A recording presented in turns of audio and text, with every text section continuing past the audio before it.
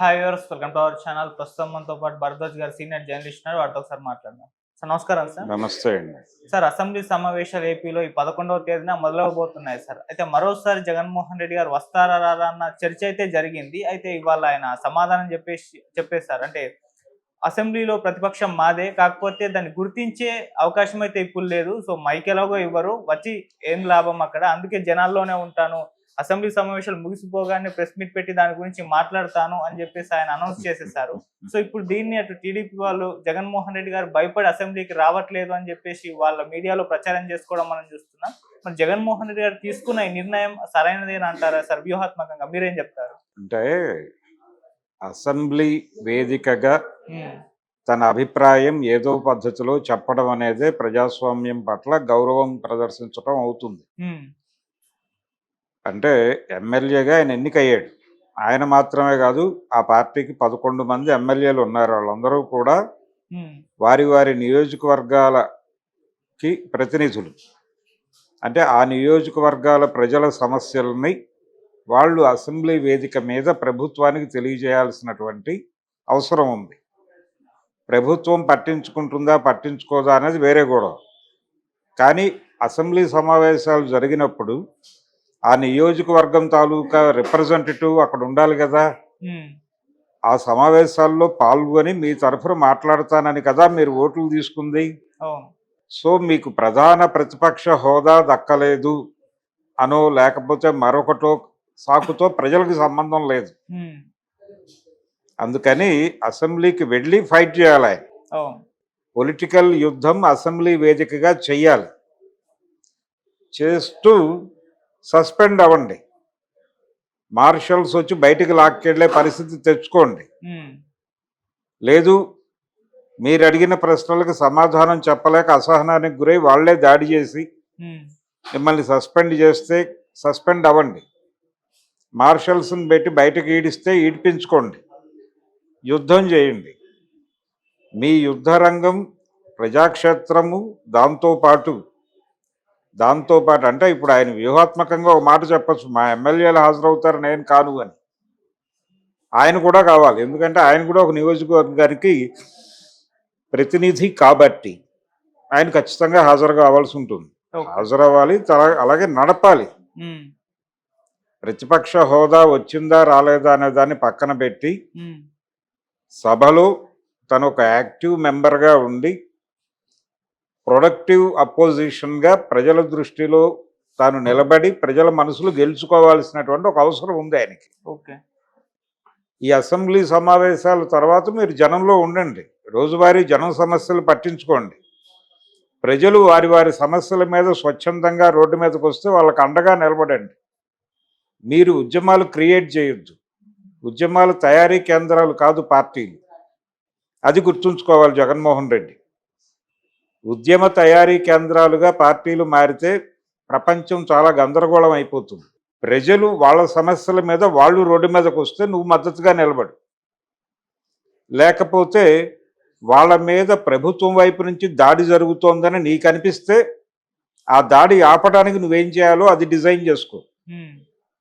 మీ వ్యక్తిగత సమస్యలు, ఇతర వ్యవహారాలు, పార్టీ పరమైనటువంటి రాజకీయ పరమైనటువంటి నిర్ణయాల్ని ప్రభావితం చేసేలాగా మీ ప్రవర్తన ఉండరాదు. ఇది సిస్టమ్. అందుకని అసెంబ్లీని బాయ్కాట్ చేస్తూ ఒక నిర్ణయం ప్రకటించు. నేను అసెంబ్లీని బాయ్కాట్ చేస్తున్నాను, నేనే కాదు మా పార్టీ బాయ్కాట్ చేస్తోంది అనండి. లేదు 11 మంది 12 మంది రిజైన్ చేసి మళ్ళీ ఎలక్షన్కి వెళ్ళండి. ఈ రాష్ట్రంలో మళ్ళీ మేము ఇదే సీట్లు గెలవగలిగితే అప్పుడు మా డిమాండ్ ఇది అని చెప్పి గొడవ చేయమనండి. అది అంటే ఫైట్లో ఉండాలి. జనంలోకి వెళ్ళటం, ఈయన ప్రెస్ మీట్లు పెడితే ఈయన ఖండించేస్తే ప్రజలకు కన్వే అయిపోతుంది అనేది కాదు. మీ ప్రాక్టికాలిటీ ఏమిటి, మీ ఆచరణ ఏమిటి అనేది కూడా చూస్తారు. నిజానికి ఆస్తులకు సంబంధించిన గొడవ ఒకటి ప్యారలల్గా నడుస్తోంది. దాని ఆధారం చేసుకుని వాళ్ళ కుటుంబంలో ఉన్నటువంటి వైషమ్యాల మీద రకరకాల కథనాలు ప్రచారం అవుతున్నాయి సోషల్ మీడియా వేదికల్లోనూ, అలాగే ప్రధాన స్రవంతి మీడియాలో కూడా వార్తలు వ్యాసాలు వచ్చేస్తున్నాయి, విశ్లేషణలు వ్యాఖ్యానాలు వచ్చేస్తున్నాయి. వీటికి ఆచరణాత్మకమైనటువంటి సమాధానం చెప్పాలి కదా. ఏదో నవ్వి వదిలేస్తేనో అబద్ధాలు అలాగే ప్రచారం జరుగుతుంటాయి, అలాగే నిజం చెప్పులేసుకునే లోపు అబద్ధం ఊరు చుట్టూ వస్తుంది, ఇలాంటి సామెతలు చెప్తే కుదరదు. దానికి సంబంధించి ఆచరణాత్మకమైన నిర్ణయం ఒకటి తీసుకుని దాన్ని సమప్ చేయాలి, క్లోజ్ చేయాలి దాన్ని. అది చేయనంత కాలం అది రావణ కష్టంలాగా ఇబ్బంది పెడుతుంది. అందుకని జగన్మోహన్ రెడ్డి తను కాన్షియస్గా ఉండాలి, సిస్టంలో తను భాగంగా భావించాలి తప్ప సిస్టమ్ దాటి తాను ఉన్నట్టుగా భావించకూడదు ఆయన. ఇవన్నీ సిస్టమ్ కంటే నేను పెద్దవాడిని అనుకునే సమస్య వలన వస్తున్న డైలాగులు. ఇది పద్ధతి కాదు. అసెంబ్లీకి వెళ్ళాలి, అసెంబ్లీలో ఆయన ప్రజల సమస్యలు వినిపించాలి, ప్రభుత్వం మెడలు వంచాలి. ప్రభుత్వం వినకపోతే, ప్రభుత్వం పట్టించుకోకపోతే నిర్దయగా గొంతు తొక్కి మిమ్మల్ని అసెంబ్లీలోకి కాలు పెట్టిన మరుక్షణం సస్పెండ్ చేస్తూ ఉంటే, సస్పెన్షన్ని కుదరదు అన్నందుకు మిమ్మల్ని మార్షల్స్ పెట్టి బయటికి ఈడ్పిస్తే అప్పుడు మీరు ప్రజాక్షేత్రంలోకి వెళ్ళి గొడవ చేయండి. ఆ కనెక్టివిటీ కరెక్ట్గా సెట్ అవుతుంది. అలా కాకుండా వన్ సైడెడ్గా మీరు ఇలా జరిగితే అలా జరిగితే నేను వెళ్ళను అనడం, స్కూల్కి వెళ్తే టీచర్ కొడుతుంది కాబట్టి స్కూల్కి వెళ్ళదు అని పిల్లోడు అన్నట్టుగా తయారవుతుంది సీన్.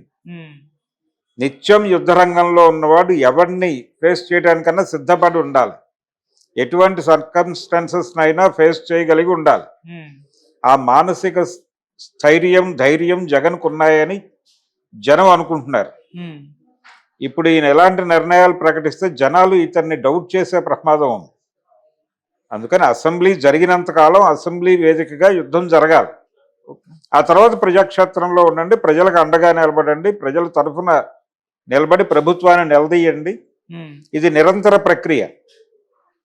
సో జగన్మోహన్ రెడ్డి గారు గతంలోనే అసలు ఆయన ఓడిపోయి 11 సీట్లకు పడిపోయిన మరుక్షణమే ఆయన ఎమ్మెల్యే పదవికే రాజీనామా చేసేస్తాడని కదా ప్రచారం చేశారు వాళ్ళు.